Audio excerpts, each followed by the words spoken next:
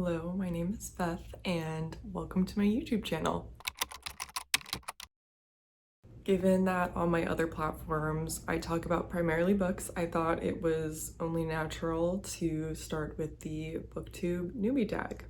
I have some questions written down here, but I'm also kind of gonna wing it and just share what I think is helpful and what you can expect from this channel. So first question, why did you start this channel? In case you're just stumbling across this video and you don't know me from my other social channels, I primarily make bookish content on TikTok. I love long form content, I always have. I'm on YouTube way more than I am any other social media app, but TikTok was where it's at and it's where I found growth and a following, so that's where I primarily post my content. But with the impending doom of TikTok in the United States, I thought this was kind of the final push, the final sign, if you will, to start making content on YouTube. I really prefer long form content. I love to yap, love to chat about books.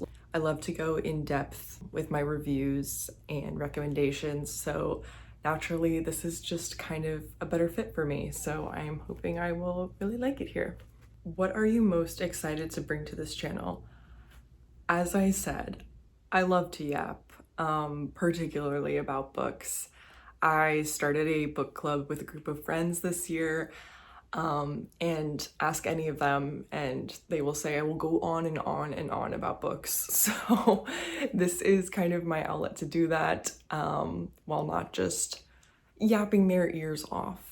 I've always also been really drawn to the aesthetic of the mundaneness of daily vlogs and weekly vlogs. I love to watch that kind of content just from normal everyday people, whether they're students studying at uni or they're content creators full-time or they work a 9-to-5 or they work a creative job. I love to consume like daily vlogs. So maybe I'll dip my toes into that as well on this channel. Next, why do you love reading?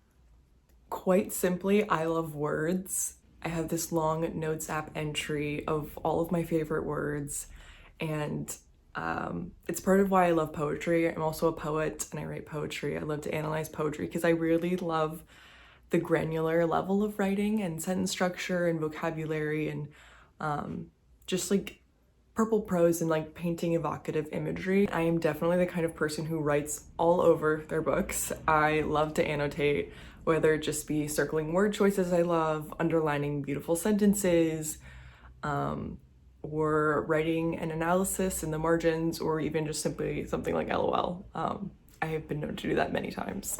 I also just love to learn, not just from nonfiction books, but fiction as well. Reading in general has just taught me so much about other people and their lived experiences. Even if they are fictional, they have some basis in reality.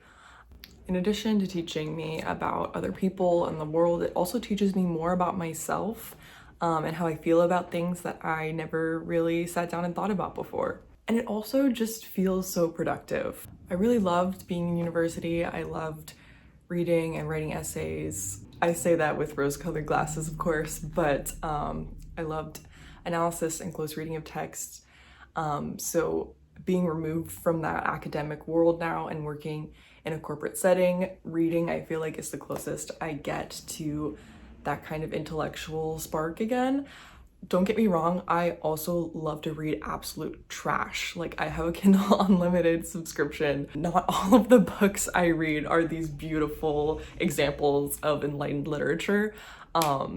I love to unplug and just consume a trashy romance novel, which trashy I say with affection. But yeah, it just makes me feel a lot more productive with my time, and like I'm using my free time to better myself. What book or series got you into reading? So I'm gonna take this as a two-part question. As a kid, I was in love with Percy Jackson. I devoured those books like nobody's business. I have all of my original copies still. They are worn and torn with so much love. but that really sparked my love for reading and just creativity and just the worlds that can be created with writing. I also really enjoyed his books after the original Percy Jackson series. I remember reading the Kane Chronicles and loving that because I feel like Egyptian mythology is just like one of those niche interests that a lot of kids have when they're young. I don't know if anyone else had like a phase where they were really invested in Egyptology, but love the Kane Chronicles as well. My cat wants in 1 second. I of course could not introduce myself without introducing my darling baby Calliope. Yes, she is named after the Greek muse of writing. That was intentional. She's just my little girl, so I'm sure she'll make appearances from time to time because she cannot be far from me for long.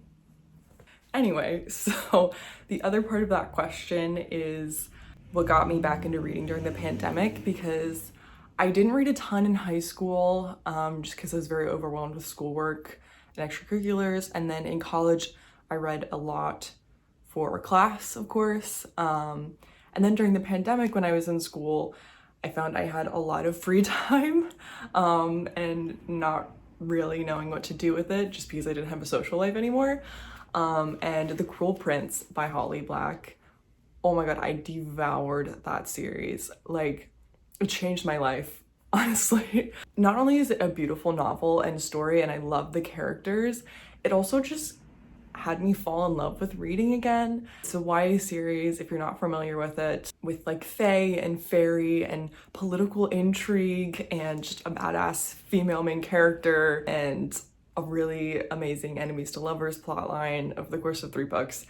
I adored that series. It will always hold a special place in my heart because even though I don't read a ton of YA anymore, that series really changed reading for me as a whole and taught me how to enjoy reading for myself. And it also introduced me to the booktok community, which I completely credit for how much I read every year now because I have a ton of mutuals who just have the most amazing book recommendations and just talk about books in such a beautiful way that encourages me to read more.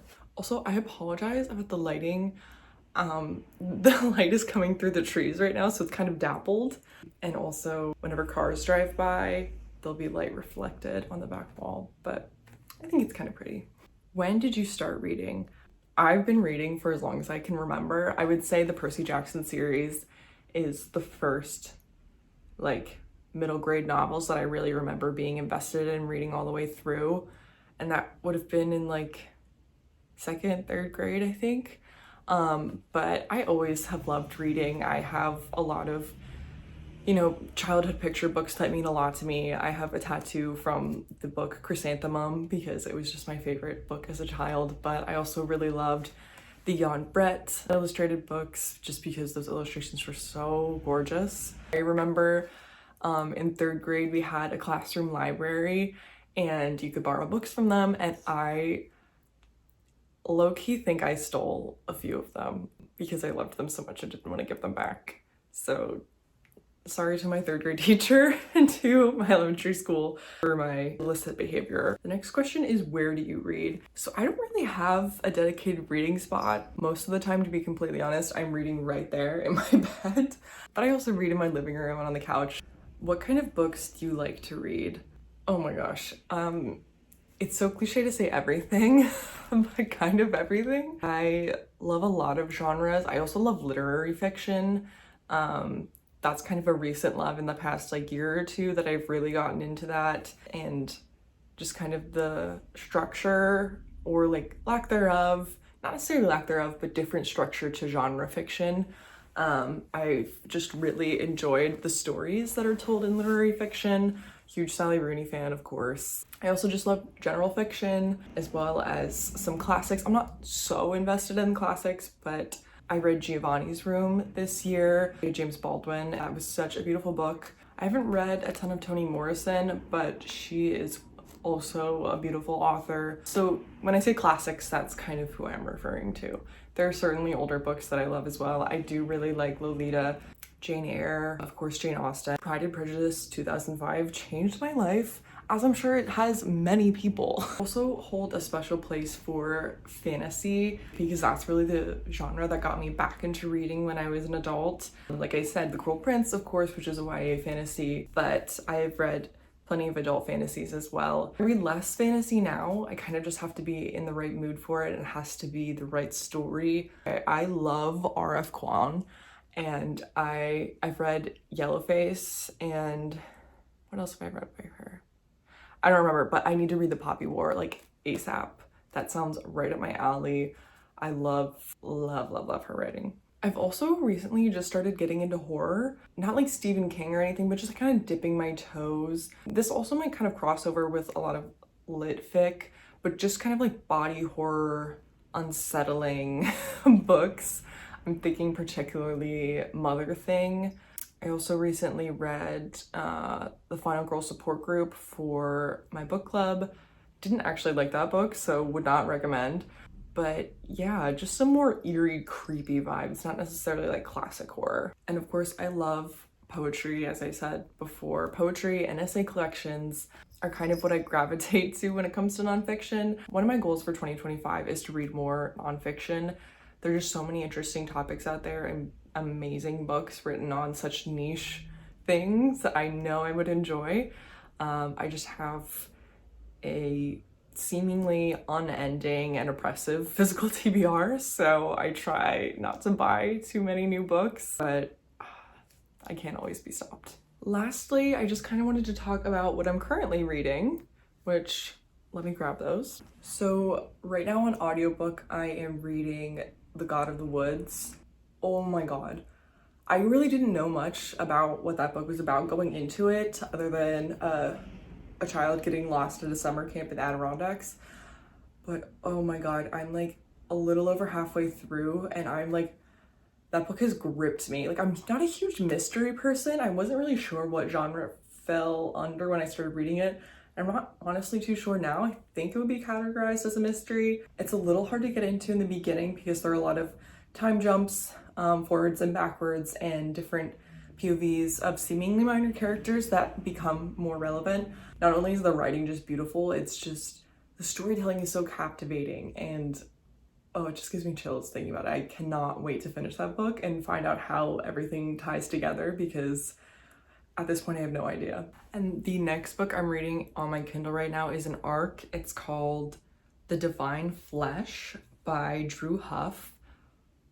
I'm like literally 2% of the way through this book and I have chills. Like, it is absolutely amazing. I'm just gonna read you the description here since I'm not super far into it. Can't really describe it yet. But the description on NetGalley says, God is here to remake you in her image, literally. Jennifer's got problems. She's an interdimensional drug mule, addict, and can't stop destroying her own life. But her biggest problem, an eldritch flesh goddess called the Divine Flesh who inhabits her body like a psychotically cheerful tapeworm. Jennifer and the Divine Flesh share one body, as they have since the day Jennifer was born. They're constantly wrestling for control of the body and wreaking havoc on each other's lives, and on the Divine Flesh's romantic relationship with Jennifer's ex-husband, Daryl. When rural bigots murder Daryl and his friends, Jennifer and the Divine Flesh put their differences aside to hunt the killers down, but in the process, manage to finally separate, setting the Divine Flesh free and giving her infinite power. Like, is that not the most insane description you've ever heard? I am obsessed with the writing. It reminds me a lot of the book Freshwater, which I started. I haven't finished it. I just kind of like wasn't in the mood to keep reading that one, because that one is just, it's so poetic and so beautiful. It deserves my full attention. But it kind of reminds me of that book if you've read that. So crazy, so obsessed. I will for sure keep you posted with my review of that. And then finally, for my physical book that I'm reading right now, Lady Macbeth by Ava Reid. I adore Ava Reid. She can do no wrong in my book. I've read The Wolf and the Woodsman and A Study in Drowning, which I loved A Study in Drowning. I know I said I'm not super into YA, but the way that Ava Reid writes is just so stunning, so breathtaking. Her characters are so mature and are able to take on these more serious themes, which just is right up my alley. I love the purple prose. I love the like unsettling nature and the immersive setting. and just eldritch magic at work. No one is doing it like Ava Reed. If you have not read any of their books yet, this is your sign. All right, that is all for this video. I hope you stick around for more content. I have a ton of ideas already in the pipeline. Thank you for sticking around. I'm so happy to be here, so happy to make more content, and I will see you in the next one.